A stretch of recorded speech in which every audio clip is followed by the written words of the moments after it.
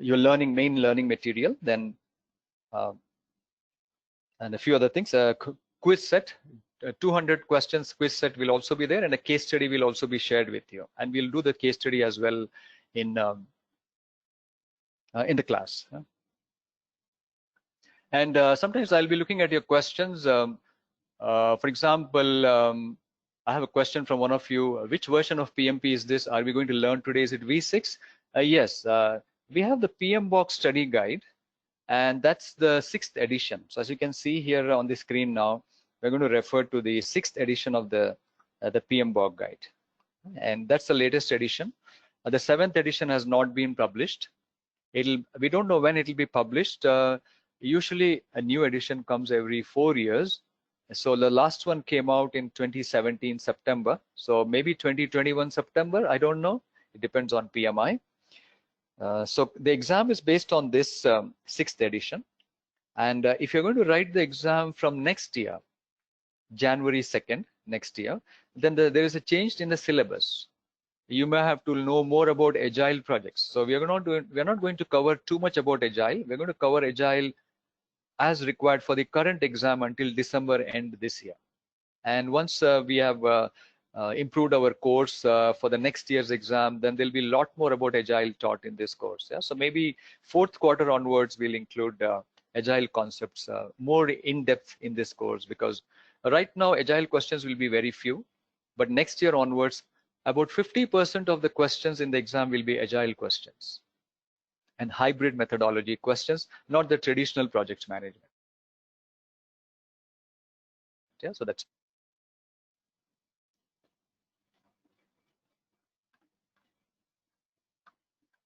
okay. So let's move on.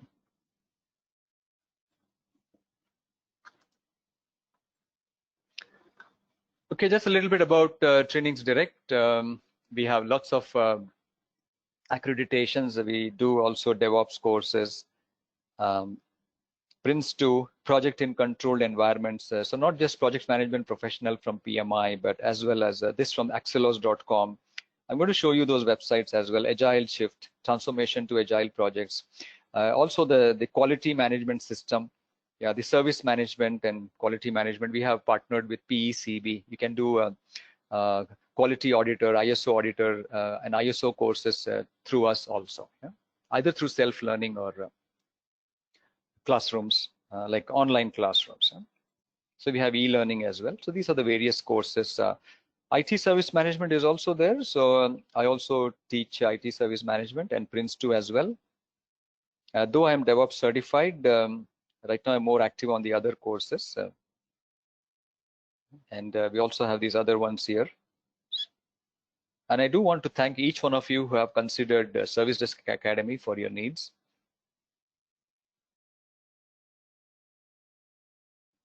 Yeah, learning objectives, I'm just going to move forward with this. These are the various things to be learned today. So 1, 2, 3 are the introductory chapters, which we will cover quickly. Then we'll move on to the more core foundation chapters. The 4, 5, and 6 are the core foundations. Integration, scope, and schedule. Integration means a complete view, holistic view, a top level view. Then we have got a schedule cost tomorrow, long ones. And then day 3, quality resource communication. Day 4, risk procurement stakeholder. So we'll begin the introduction part. We'll just spend a few minutes on this, pick up some key concepts. But before that, let me show you, those of you who are new to this, the PMI, PMP, let me show you the PMI website and how to access it afterwards. Just give me a moment. Please bear with me. Sometimes I'll be switching screens and pausing the screen. And by the way, I'll also show you the websites where you can find good templates for your own work, where you can download good quality templates.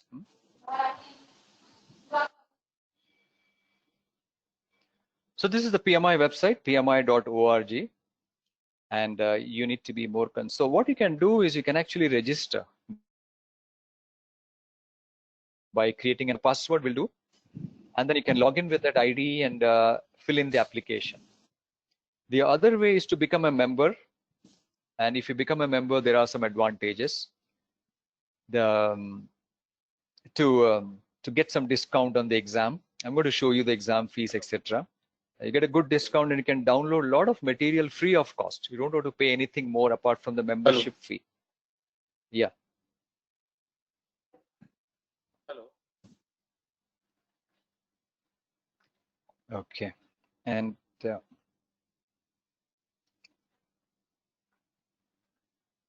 just to give a moment.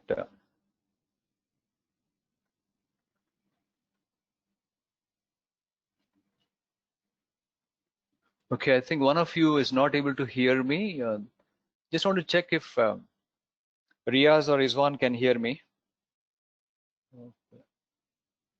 If yes, then fine.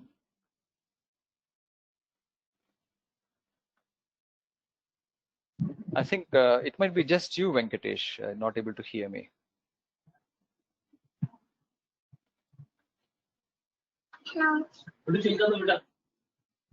Okay. Then I think some of you are not muted yet. Request everybody to be on self-mute. I think sometimes the mute doesn't work on GoToMeeting. So certifications. So I was telling you that you can become a member. It's good to become a member first because then you get a discount. If you apply for the exam, then become a member, then naturally you won't get the discount. So become member first. You can actually log in, register, and then log in and become a member. Directly you can become member and create a login, or you could actually go for certification directly. Go to certification types and click on PMP. So when you click on PMP, this is also available online now. You can write it from home. It's a 4-hour exam. Yeah, this is where on the right side where you apply for the exam. Full application. The system will not allow me to apply because I'm already certified, but I'll show you how to do that. We'll do it in maybe on day 3. Yeah, not now. And you look at this document here. We'll talk about what these documents are, not right now. But the important thing is it says you need a 4-year degree. As you can see here, 3 years of leading projects, 35 hours of project management education. So you'll get the certificate from us soon. Or if you don't have a 4-year degree, actually for India and the nearby countries, our graduation is usually 3 years, so that's okay. Yeah, so this is more for the US where they have an undergraduate and then a graduate program. So for us, a 3-year degree is okay.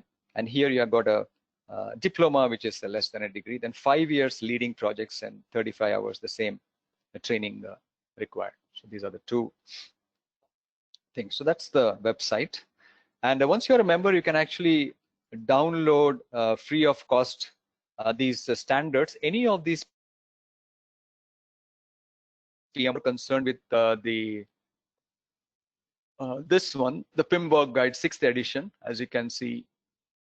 Excuse me, I guess you can see coming up here, PMBOK Guide 6th edition. That's the one you are concerned with. So you can freely download it. It'll be password protected once you're a member. And you can download any of these other documents. Otherwise, you have to purchase it. So it's licensed, so we don't share a copy of this. So you have to purchase it yourself. So becoming a member is really good because you get a really good discount for the exam. So you have to spend about $150 for the membership, approximately. And when you add the discount fee of the exam, 405, then the total exam fee is 555. Yeah. So why not go for a membership? So please check that out. What are the membership fees and all that? It's really valuable. It's an annual membership, so you can always benefit from 1-year membership. Then you don't have to really be a member afterwards. So you can decide on that.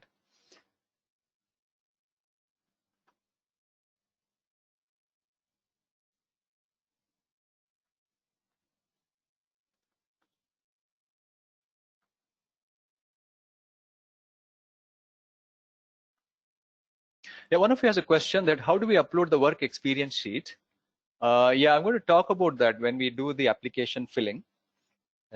We have to fill in when you fill in the application, there are several tabs. You have to fill in your personal details. Then you have to fill in project information. Manually, you have to fill it in, project information. That's when we log in the hours also. Yeah? So you cannot upload any documents. You cannot upload your experience certificate or the training certificate or your other credentials. Yeah? You just have to type in everything manually. Only if PMI audits your application, then they may ask you for either your training attendance or your degree or diploma certificate copy, or validating your project experience from your contact person. Yeah? Your manager or a colleague can validate your project experience. Huh? So those things they can ask only in an audit. So we'll cover all that when you, yeah, so you're welcome there. So you see, a lot of these questions will definitely come up, and I do appreciate these questions, and all of them will be answered. In case I miss something, please do prompt me again, just in the chat, say in case I miss something. Yeah. So please do bear with me. Okay, so I'm going to move forward because these are all part of the pre-study, and I will request you to study the 3 introductory chapters.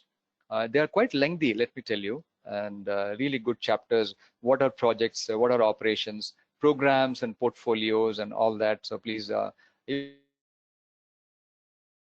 will have. But let's definitely look at this project life cycle. Yeah, so life cycle. Some of you might have worked in agile life cycles, as you see at the bottom. Some of you might have worked in the traditional or the waterfall predictive life cycles. A life cycle is nothing but, as you see in the first bullet, it's a complete cycle of a project from start to finish. Sometimes we have projects which run in many phases, yeah, phase 1, phase 2, and so on.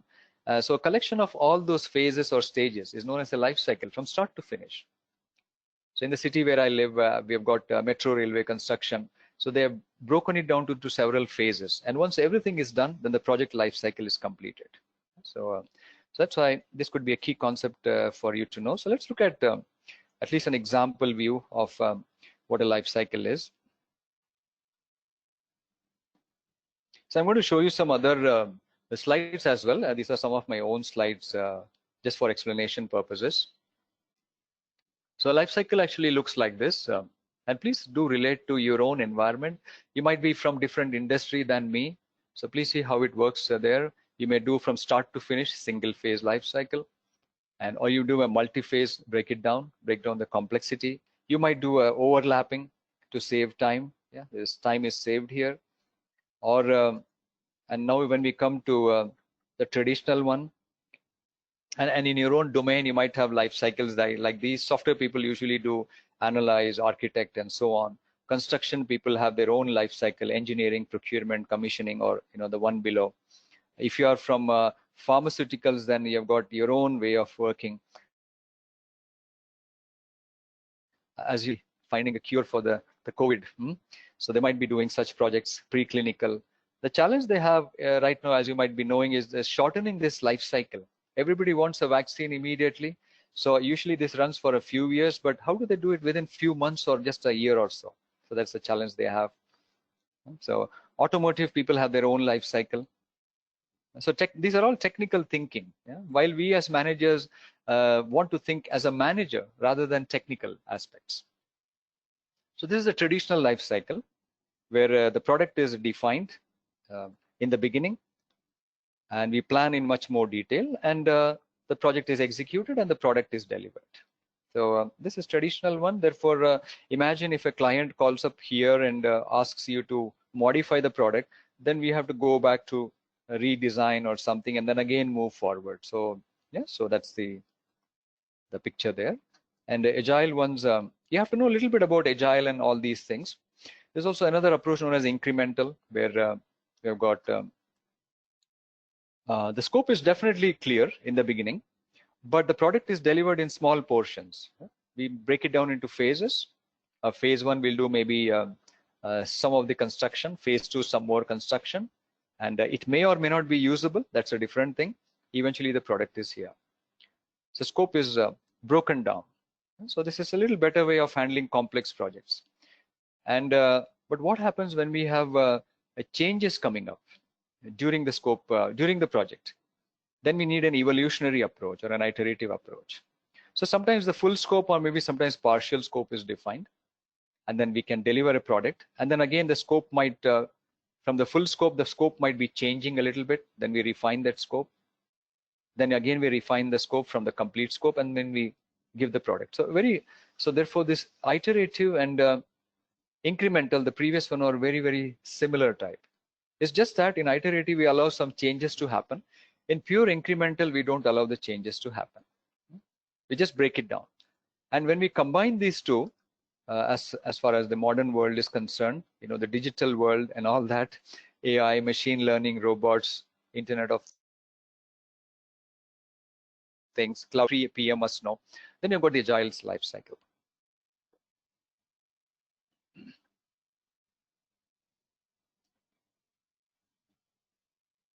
Yeah. Okay. So I actually had a request to cover the initial basics as well. I'll do that. It's just that there is so much to learn in this course that if I spend too much in the basics, then we will not be able to finish the course. Yeah, that's why we send the pre-study material. But then yes, I won't say no. We'll definitely cover a little bit on some of those things as well, because the course assumes that most of you are having some experience in project management, but some of you might be want to learning something new. So we'll do that.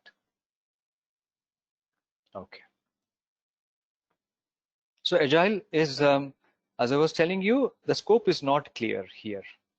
So what happens is it's an approximate scope. Then the Agile people will know this is known as a product backlog. So we'll cover the backlog concepts when we go to scope management. So they pick up from the list of items to deliver. They prioritize some of them and create a product. And then they pick some more from that scope. While that scope is still changing, the product owner might be still updating the scope there along with the customer and the team members. And then they modify and again prioritize for the second iteration or phase. And it keeps on happening until this partial scope or the scope is fully exhausted. Or when they think that the project is cannot add more value. So that's when they stop the Agile projects. Therefore, there needs to be a close collaboration, because it is the customer who is asking for frequent changes to scope. Maybe they're not clear as to what they want. They may have a vision, but they don't know exactly what to do. So they actually start prioritizing what they want. And an important thing here is that these phases are very short. These have to be usually between 1 to 4 weeks. The most common one is 2 weeks. So every phase is only for 2 weeks. So imagine delivering a product within 2 weeks. So in software, they do that quite a lot nowadays. So fixed duration sprint. So if this is 2 weeks, then this also must be 2 weeks. And it cannot be like 3 months, 6 months for each phase. Then it is no longer Agile. It is just a incremental approach, or just maybe an iterative approach. But Agile requires faster movement. Scope is changing frequently. Scope is prioritized for every sprint. And the customer's collaboration is essential on a day-to-day basis. These are some of the basics here, and I'll talk more about these as we move forward.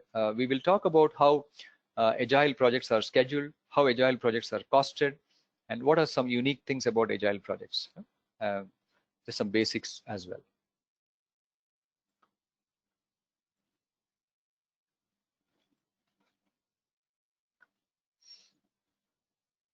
Okay, give me a moment. Another thing which is getting very popular is the hybrid life cycle, because it may be difficult for organizations to move from traditional waterfall to change-driven or agile approach. So what they're doing is they are mixing it. They're calling it hybrid. For the next year includes hybrid life cycles as well as agile life cycles in depth. Right now, no. Right now, you just have to know what is agile. That's all. So what they do is, because the traditional one assumes we know the scope, so the known scope is delivered in the first iteration, and the unknown scope, which is still changing, will be delivered in the other iterations. This is one example of a hybrid approach. So, and these ones have to be quick ones because it's agile from here, this point onwards. These need to be 2 weeks maybe, or 1 week, whereas this one could be maybe 3 months or 4 months or whatever. So that's known as a hybrid approach.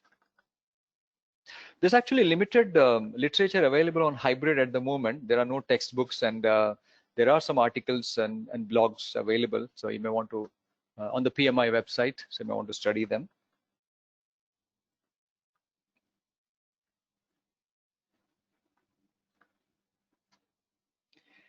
And therefore, if you look at life cycle, finally, how a life cycle looks like in a real world project, some of you might have made charts like this, like Gantt charts or milestone charts. If you look here, this is just from one industry. Don't assume that it is the same in all industry.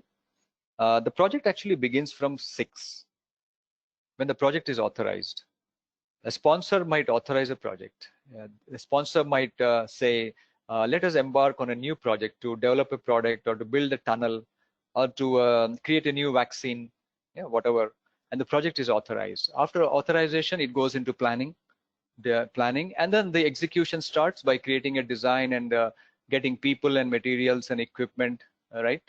And then eventually they may build the product, test it, right? And eventually hand over to the users or whoever, the maintenance team or operations team or the customer, the recipient.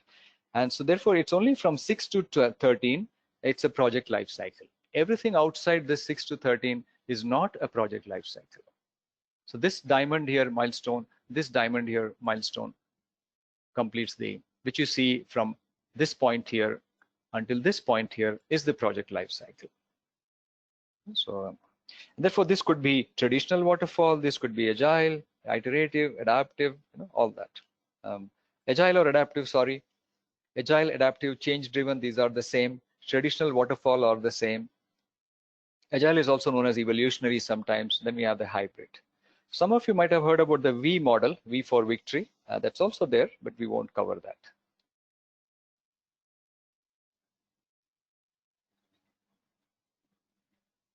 And I think one of you had a request to cover some of the basics about projects and yeah. So this is an example. I've taken a satellite building company who also launch satellites. Let's say you are a PM for satellite development. You are one of the PMs. There's also another PM to develop the launch vehicle. There's another project manager to create the telecom systems for the launch. And only when we combine all these projects, then the launch can happen. Just finishing one project will not launch the satellite. These 3 projects have to work together and coordinate with each other. And after the satellite is launched, then the satellite will maybe monitor the weather. And once the weather is monitored, it can maybe monitor the agricultural output. And once the benefit is achieved from the agricultural output, then this program can be stopped. So programs focus on benefits from a collection of related projects. If there is no program, then these people will create their projects, their products, and they won't interact with each other, and the satellite will not be launched. There will be no weather monitoring, and therefore the agricultural output will not increase. So program focuses on those benefit aspects. Projects do not focus much on benefits, though there may be some benefits by the time the project closes. Most of the benefits happen after the project closes, and it happens during operations. Yeah? So when the product is used, that's why this is important for a program. There may be several programs, and a collection of all these things in an organization is known as a portfolio. It's a decision-making authority who decide which projects should be running, which projects should be scrapped. Are there any resource issues? Is our company short of resources? Can we provide resources from the geography? Can we ensure a regular supply of resources like people and materials for these projects and programs? So the portfolio is a key decision maker. They evaluate opportunities. They define the policies. They may be the governance body as well sometimes, though the governance body is much more senior. The governance is usually the board of directors, yeah, in any company. And the portfolio management will report to the board of directors. So, right, so this is a quick view about project programs. So operations are ongoing and projects are temporary, which eventually lead to benefits. Okay, then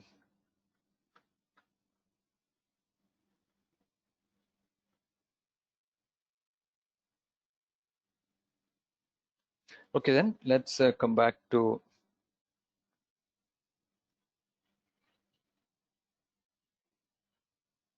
I know I've been talking a lot and I'm not allowing the interaction much, but from your side, please do anytime. Yeah? If you have a point to make or if you want to chat me something, please do so. so that there's some connection between us.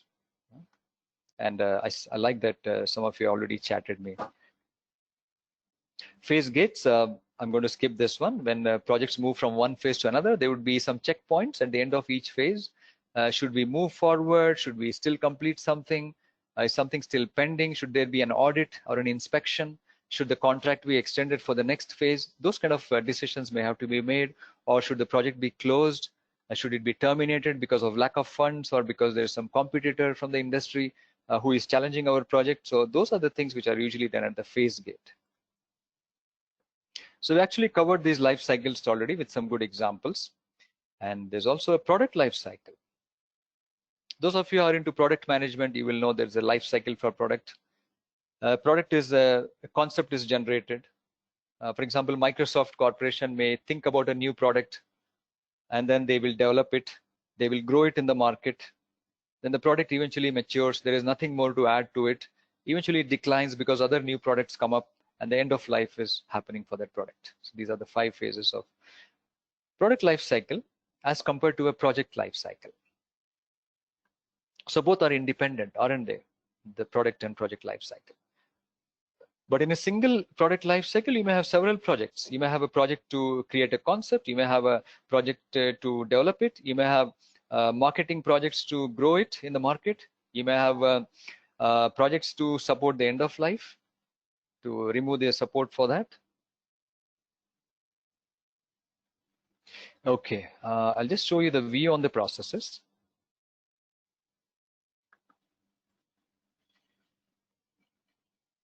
Meanwhile, thank you people, those of you who have been chatting me with your experience and so on. I appreciate it.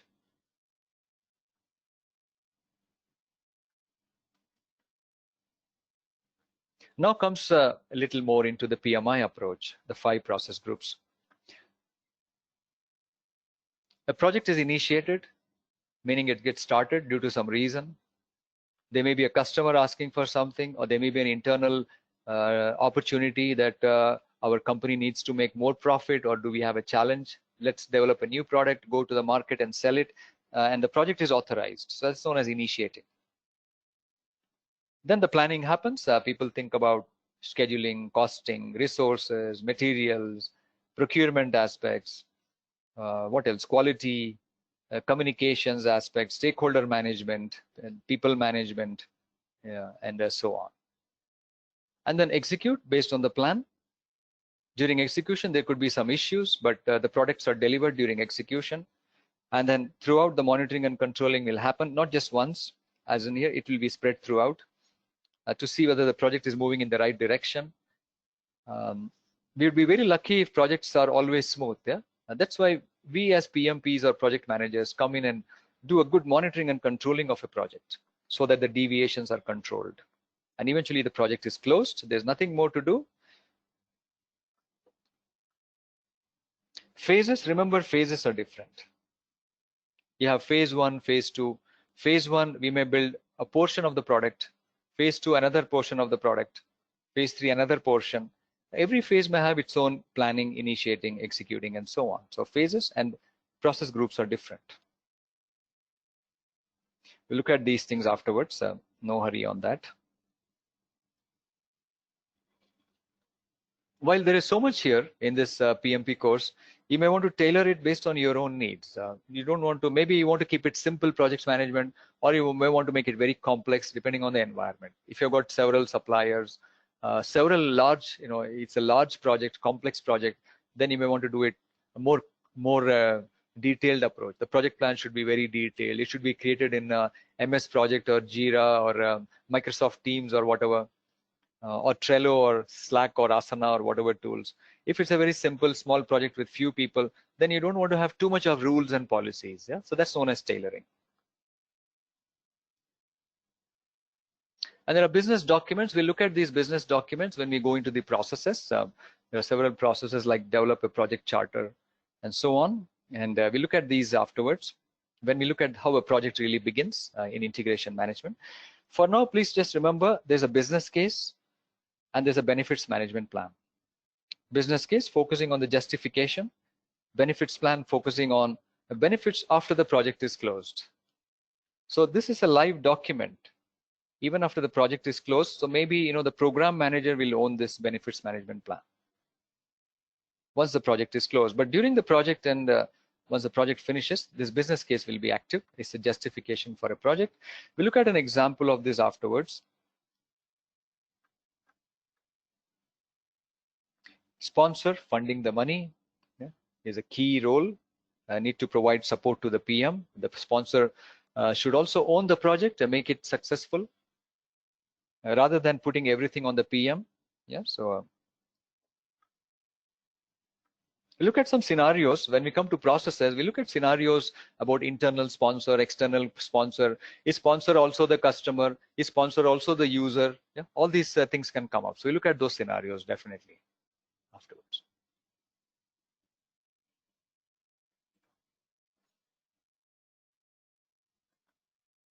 Environment, the projects are influenced. Can you think about what can influence projects? Let's say you're a PM, you have been appointed as a PM, and then you are PMP certified also, and you want to do your own way. Will it happen? Probably not, because you may have to follow certain policies and work within your own culture, in the organization culture, its own value systems, and so on. So there could be conflicts, or there could be support from the organization. So those are the influences. So there are three types of influences.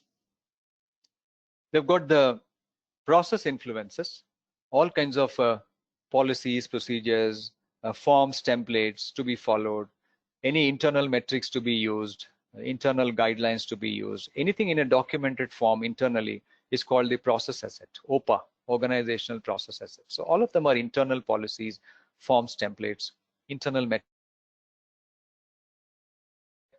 even training records, records of previous projects, the records of the ongoing project, like status reports or project plans of previous projects and current project. All those will become process assets of the organization, because it is all intellectual capital of the organization. On the other hand, there are some internal aspects as well as external aspects which may influence projects. For example, there may be a certain culture internally. There may be a certain working style, certain attitudes, certain skill or competencies available or not available. Things which are not documented. This is just a norm in the company.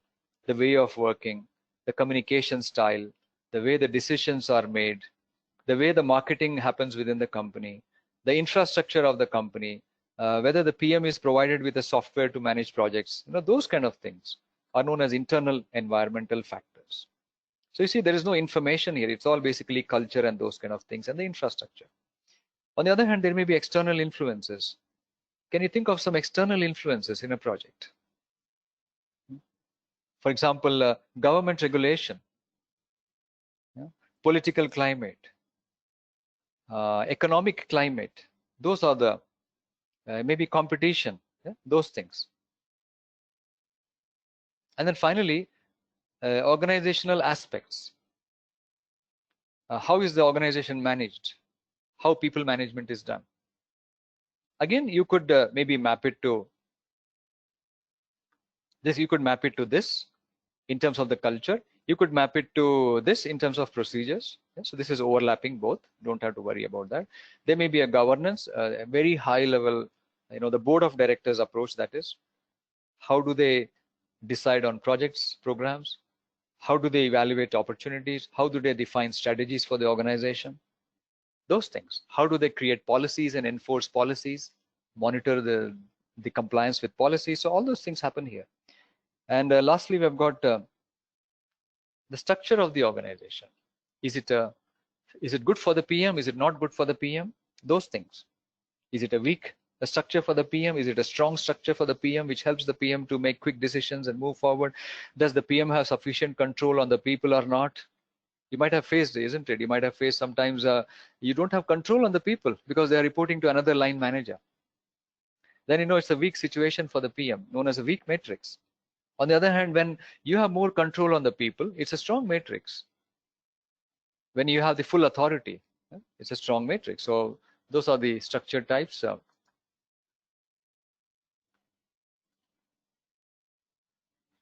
So look at those things again. So these are examples of the OPAs, as I was telling you. And let me move forward. I don't want to stick to it too much. Just giving you the examples there. All the internal information and databases. Enterprise factors, internal factors and cultures, infrastructure and all that, marketing and the way the organization works. External ones like legal, government and all that. Moving forward quickly. Organization systems, I talked about that. We'll focus a bit more on structure types. These are the various org structures. You might have a very flexible way of working. People are working side by side. There are no rules, no proper management, and not good for project management. On the other hand, some companies are highly focused on functions, specialization in certain areas like HR function, administration function, transport. Yeah. And what happens when projects are run there? On the other hand, you may have a weak matrix. There is also a PM there who is weak. On the other hand, you may have a PM who has more authority than the functions, strong matrix. So look at some pictures and understand that. Or you may have a complete project oriented. Usually construction companies are very project oriented. Certain automobile companies are very project oriented. The functions have less value, though they're important. That the designers and the experts come from the functions, but the PMs have the complete authority over them. Here, not complete authority. It may be 60 to 70% whatever. Here, authority is very less for the PM. Here, PM has very little authority. They focus more on their specialized areas. And the PM is from the function. If I'm an engineering manager, I also become the PM in a functional organization. Virtual, nowadays it is more virtual. People are networking using technology. It has its own challenges. Yeah. Hybrid, mixing everything, like making a pickle out of it may not be good. Asia Pacific could be functional. US could be project oriented. Middle East, North America project oriented. Middle East, Africa, Europe could be some other form. So, and then ultimately you have the PMO. So look at the PMO as well. And let me show you some examples so that it's a bit more clear for you.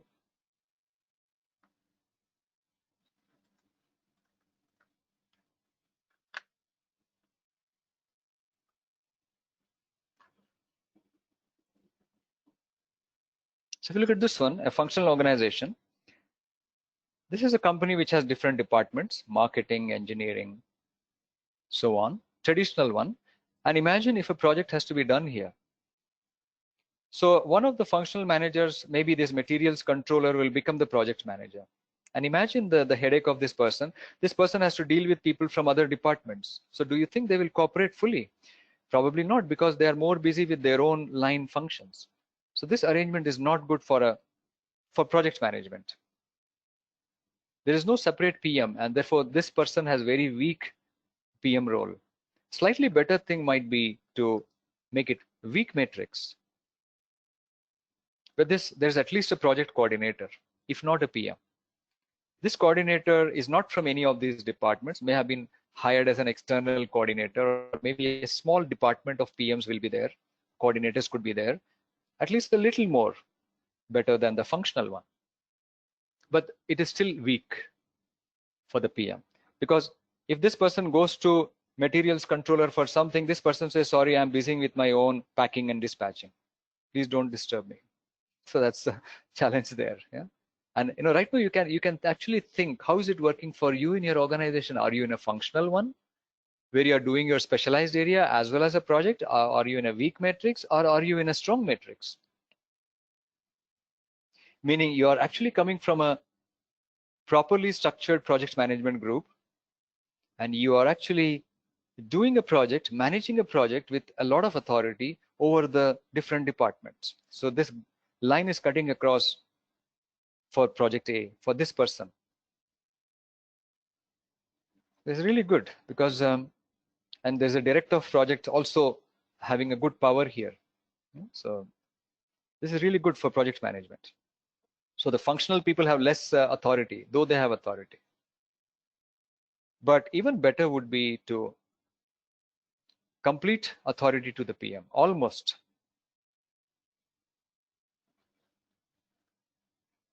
Herein, see, the PM is the central person. Everybody has PM roles: project site engineer, project architect, You don't see departments like marketing and so on. They become support organization. And the client is here. So very high focus on projects.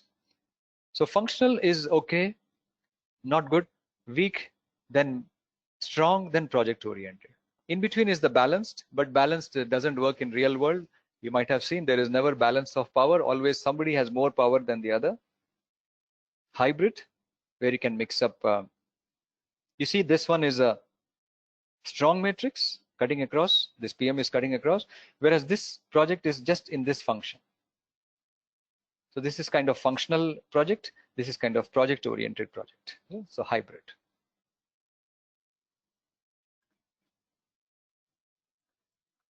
So that finishes off those key things there. So in the exam, you have to know these concepts, but also you have to practice questions. The same concepts can be presented in a tricky way, and you have to learn how to answer them. Yeah? It will not ask you, there'll be no very little theory questions. It'll be more practical questions, which we'll look at soon.